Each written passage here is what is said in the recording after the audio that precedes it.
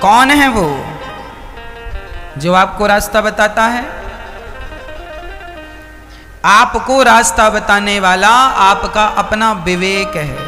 आपके भीतर ईश्वर है। ईश्वर ना होते, वो आत्मा ना होती, वो प्रकाश ना होता, वो एनर्जी ना होती तो फिर आपके अंदर ये ज्ञान कैसे होता कि आंख यहां है, कान यहां है, नाक यहां है। मच्छर यदि हाथ में बैठा है तो दूसरा हाथ वहीं जाएगा। ये नहीं कि यहां मच्छर बैठा है, दर्द यहां हो रहा और हाथ यहां चला जाए ना। कोई तो है ये ज्ञान आपके अंदर देने वाला, सही गलत का रास्ता बताने वाला। इस रूप में ईश्वर ही भीतर बैठे हैं भैया। ये जो तुम्हारे अंदर सही गलत का बोध है, यह बोध कराने वाला ईश्वर है। परमात्मा ही हमारी आत्मा, इसलिए वह कैसा है? चित्त, प्रकाश स्वरूप। और भगवान का तीसरा नाम है आनंद। ईश्वर आनंद स्वरूप है। इसलिए जब भी आपको आनंद आए समझ लेना ईश्वर आ रहे हैं। आप लोगों को आनंद आता है किस चीज में? खाने में, सोने में, संसार के तुच्छ से भोगों में। किसी को किसी में आनंद है, किसी को किसी में सुख है। सबका अपना अपना सुख है। लेकिन ये याद रखो कि संसार का कोई भी सुख आप ले लो, वह सुख क्षणिक सुख है, थोड़ी देर का है। ज्यादा देर नहीं चलता वो सुख, बहुत थोड़ी देर के लिए ही होता। रसगुल्ला तब तक ही सुख देते हैं जब तक पेट में भूख हो। पेट भर जाए फिर रसगुल्ला खाओ, सुख नहीं मिलेगा आपको। अरे भाई बस करो बस, अरे एक और खाओ ना साहब, अब खाएंगे तो जितने अंदर सब बाहर आ जाएंगे, अब नहीं। इसका मतलब रसगुल्ले में भी सुख। रबड़ी कितनी खाओगे? जब तक भूख है तब तक अच्छी लगती है, पेट भरा रबड़ी भी अच्छी नहीं लगती। संसार का कोई भी सुख उठा के देखो, थोड़ी देर का, क्षणिक है। परंतु कथा का सुख देखो, 3 साढ़े 3 घंटे आप लोग एक जगह बैठ के भगवान की कथा सुनते हैं। आज तक 3.5 घंटे तक आपको रेगुलर कंटिन्यू कोई भी सुख नहीं मिला। केवल कथा का ही सुख ऐसा है जो 3.5 घंटे एक जाई मिलता है। नॉन स्टॉप सुख मिल रहा है आपको, आनंद मिल रहा, सुख मिल रहा है। यह जो सुख है यह संसार में ढूंढ लो, कहीं मिलने वाला नहीं। क्यों नहीं मिलता? है ही नहीं।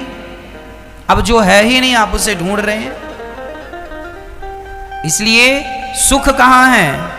भगवान के चिंतन में, भगवान की कथा में, भगवान के कीर्तन में। इसलिए अपने आप को भगवान से जोड़ दोगे तो सुख मिलता रहेगा। नहीं संसार में तो देखो सिवाय दुख के, दुखालयम, संसार का नाम है दुखालय। जो व्यक्ति संसार से सुख चाहता है वह व्यक्ति मूर्खता ही कर रहा है, इससे ज्यादा कुछ नहीं। जो है नहीं वो क्या मिलेगा? हाँ, है ही नहीं। तो भगवान आनंद के सागर हैं। एक गुरुजी से एक चेले ने कहा, गुरुजी हमें भगवान से मिलाओ। गुरुजी बोले कल आ जाना सवेरे 10 बजे। चेला बढ़िया तैयार होके आया, गुरुजी मिलाओ भगवान से। गुरुजी ने कहा ये झोला पैक किया है मैंने, चल। चेले ने झोला सिर पे रखा, चल पड़ा। चलते चलते 1 किलोमीटर चला, 2 किलोमीटर चला, 3 किलोमीटर चला, थक गया। गुरुजी अभी और कितना चलना है? गुरुजी ने कहा बेटा ये जो पहाड़ दिख रहा है ना आगे, ये पहाड़ के उस तरफ चलना है, पूरा पहाड़ चढ़ना है फिर उतरना। अब वो बोला गुरुजी आपके झोले में क्या भरा है? मैं चल तो सकता हूं पर ये झोले का वजन बड़ा कष्ट दे रहा है, थका देता है ना। गुरुजी क्या है इसमें? गुरुजी ने कहा बेटा कोई काम की चीजें नहीं भरी, सब फिजूल भर रखा हमने, सारा कचरा भर रखा है। अरे गुरुजी तो कचरा ढोने की जरूरत क्या है? तो गुरुजी ने कहा तू क्या चाहता है? गुरुजी इसमें जो भरा है यदि मतलब का ना हो तो मैं इसे फेंक दूं। गुरुजी ने कहा तेरी मर्जी, तू लेके चल रहा है, तुझे फेंकना है फेंक दे, और लेके चलना है तो लेके चल। ना गुरुजी मैं थक गया हूं, अब लेके चला नहीं जाएगा। वो पूरा सामान जो व्यर्थ का भरा था उसने पूरा सामान फेंक दिया, और जब फेंका तो अंगड़ाई लेता हुआ बोला गुरुजी आनंद आ गया। गुरुजी बोले बेटा मिल गए भगवान, चल वापिस। अरे गुरुजी कहाँ भगवान? गुरुजी ने कहा अभी तुझे क्या आया? आनंद आया। तो इसके पहले आनंद क्यों नहीं आया? बोले मेरे सिर पर यह झोला रखा था व्यर्थ का, इसलिए आनंद नहीं आया। जब मैंने इसे फेंका अपने आप आनंद आ गया। आपके जीवन में भी जब तक आपके सिर पे परिवार की जिम्मेदारियों का बोझ होता है तब तक आपके जीवन में आनंद नहीं होता। इसलिए सारी जिम्मेदारियों को उठा के भगवान के चरणों में डाल दो, फिर देखो उसी दिन से आनंद ही आनंद होगा। आप लोग भी आनंदित नहीं रहते, आप लोग भी सुखी नहीं रहते। कारण क्या है? कारण सिर्फ इतना है कि आप लोग जबरदस्ती बोझा सिर पे लिए चल रहे हैं। आपने बोझा लिया है कि नहीं? काहे का बोझा? जिम्मेदारियों का बोझा। जैसे गधा ढोता रहता है ना, ऐसे हम लोग ढोते रहते हैं। अच्छा, आप लोगों की कंधे में बोझा है कि नहीं? इसलिए बोझा अपने कंधे में ना रखो। फिर कहाँ रखे महाराज? सब कुछ उठा के भगवान के चरणों में रख दो। जब भगवान के चरणों में रख दोगे तो फिर भगवान अपनी जिम्मेदारी से चलाएंगे। तुम जबरदस्ती क्यों अपने सिर पे रखे हो? भगवान तो एक उंगली से गोवर्धन को उठा लेते हैं। यदि पहाड़ को उठा सकते हैं तो क्या तुम्हारी छोटी सी जिम्मेदारी का पहाड़ भगवान नहीं उठा सकते? भगवान कहते हैं तुम दो अपना परिवार हमें, अर्थात तुम सब टेंशन हमें दे दो और तुम निश्चिंत हो जाओ। निश्चिंत होके अपना व्यापार करो, अपना बिजनेस करो, अपना कारोबार करो, परिवार का पालन करो। जिम्मेदारियां हम उठा लेंगे। तुम केवल अपना कर्तव्य करते रहो। कर्मण्येवाधिकारस्ते, कर्म करते रहो, बाकी टेंशन मत लो। आप लोग टेंशन ले लेते महाराज जी, अब क्या होगा, अब क्या होगा, अब क्या होगा। अब वही होगा, हुई है सोए जो राम रचि राखा, को करि तर्क बढ़ावहि सा। अब क्या होगा? आप लोग यही तो सोचते हैं अब क्या होगा, अब नुकसान हो गया महाराज जी, अब लॉकडाउन लग गया महाराज जी, नुकसान हो, अब क्या होगा। अरे भाई थोड़ा सा धैर्य रखो, सब अच्छा होगा। बिहारी जी सब अच्छा करेंगे, सब अच्छा होगा।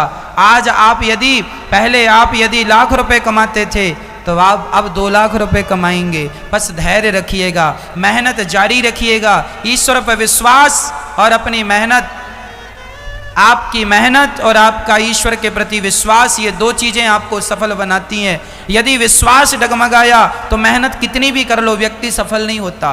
पर मेहनत के साथ यदि भगवान के चरणों में विश्वास है तो कहते हैं कुछ काम मेहनत करती है, कुछ काम कृपा कर देती है। कृपा क्या है? आप जब मैं स्कूल जाया करता था, साइकिल से जाया करता था। 10 किलोमीटर दूर गांव से स्कूल था, 9 किलोमीटर, तो वहाँ हम साइकिल से जाते थे। तो आपने भी कई बार साइकिल चलाई होगी तो आपको पता होगा। कई बार हम साइकिल चलाते हैं ना तो हवा सामने से आती है, और जब हवा सामने से आती है ना तो साइकिल में कितना भी पैडल मारो बढ़ती ही नहीं, स्लो चलती है, कम चलती है। 4 पैडल मारोगे तो 1 पैडल की साइकिल आगे बढ़ेगी, क्योंकि हवा सामने से है। और कई बार हवा पीछे से होती है, और पीछे से होती है ना तो 1 पैडल मारो साइकिल भागती जाती है, मजा आता चलाने में, खूब तेज चलती है, ऐसा लगता कार चला रहे हैं। फिर हवा सामने से होती है साइकिल नहीं चलती, पीछे से होती है तो कम पैडल मारने में ज्यादा चलती है। उसी प्रकार जब ईश्वर आपसे नाराज होते हैं, अर्थात जब आप ईश्वर की शरणागति ग्रहण नहीं करते, जब आप भगवान को अपने आप को भगवान के चरणों में नहीं सौंपते, जब ईश्वर विपरीत होता है तो कितनी भी मेहनत करो कामयाबी नहीं मिलती। पर जब ईश्वर अनुकूल होते हैं तो ईश्वर अनुकूल होकर पीछे से धक्का लगाते हैं। हम थोड़ा पैडल मारते हैं, साइकिल बहुत तेज चली जाती है। कुछ हमारी मेहनत है, कुछ ईश्वर की 50-50 है। 50 आपकी मेहनत और 50 ईश्वर की कृपा। इसलिए कहा करता हूं कि भगवान कहते हैं अर्जुन ने जब गांडीव रख दिया महाभारत में, मैं नहीं करूंगा, युद्ध नहीं करूंगा। क्यों नहीं करेगा? ये हमारे रिश्तेदार हैं, इन पर हम बाण चलाएं क्या? इनको मार देना पाप लगेगा हमें। अपने रिश्तेदारों के, अपने गुरु जी के, पितामह जी के, अपने भाइयों के रक्त से हम सिंहासन को रंगना नहीं चाहते। भगवान ने कहा पागलों की तरह बातें ना किया, पागलों की तरह बातें ना करो अर्जुन। फिर क्या सही बात है? तब भगवान ने कहा तू रणभूमि में खड़ा है और तू क्षत्रिय है, और क्षत्रिय का कर्म होता है युद्ध करना। युद्ध कर, ये मत देख के तेरे रिश्तेदार हैं, तेरा बाण चलाना ही तेरा धर्म है। युद्ध क्षत्रिय का धर्म है, युद्ध करना। चला अपना बाण, और ये ना सोच के इन्हें तू मारेगा, तू नहीं भी मारेगा तो भी इनकी मौत आ गई है, ये मरेंगे इसी समय। तू ना सही, भगवान तो भगवान है, अभी तुझे निमित्त बना रहे हैं, तू ना सही किसी और को निमित्त बना देंगे। इसलिए तुम अपना कर्म करो, ईश्वर अपना काम करेंगे। अर्जुन ने सिर्फ बाण चलाए थे भक्तों, और जो बाण अर्जुन ने चलाए ना, वो तो आगे जाके गिर जाते थे।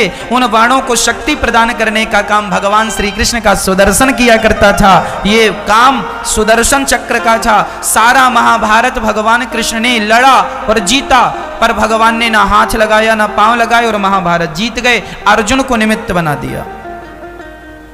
तू अपना कर्म कर, तू कर्म करता रहेगा, मैं सपोर्ट करता रहूंगा।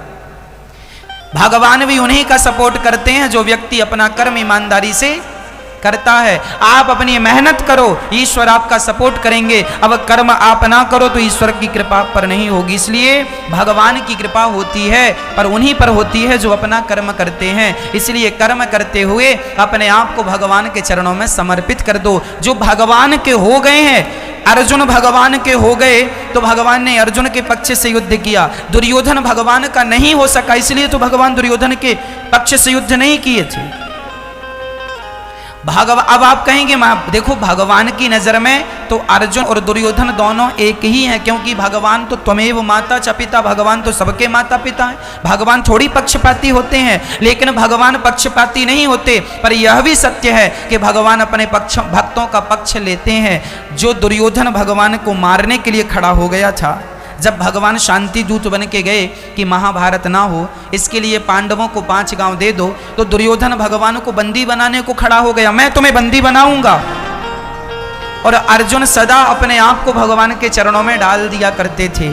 तो जो भगवान के चरणों में समर्पित है, ईश्वर सदा उन्हीं के साथ खड़े होंगे। और जो भगवान से विरोध रखते हैं, भक्ति करते नहीं, भगवान उनके पक्ष में खड़े होकर क्या करेंगे? इसलिए मैं आपसे कहता हूं कि आप यदि भगवान के चरणों में अपनी शरणागति कर देते हैं, तो जैसे अर्जुन का पक्ष भगवान ने लिया, आपका पक्ष भी भगवान जरूर लेंगे, आपका पक्ष भी भगवान जरूर रखेंगे। कब? जब आप उनके हो जाएंगे।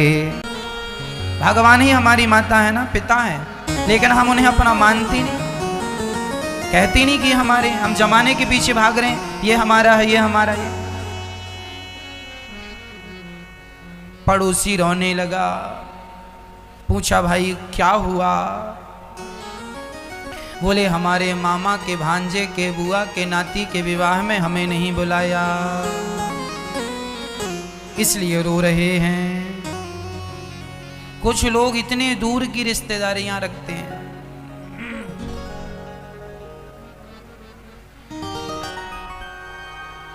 इतनी बड़ी बड़ी रिश्तेदारियां।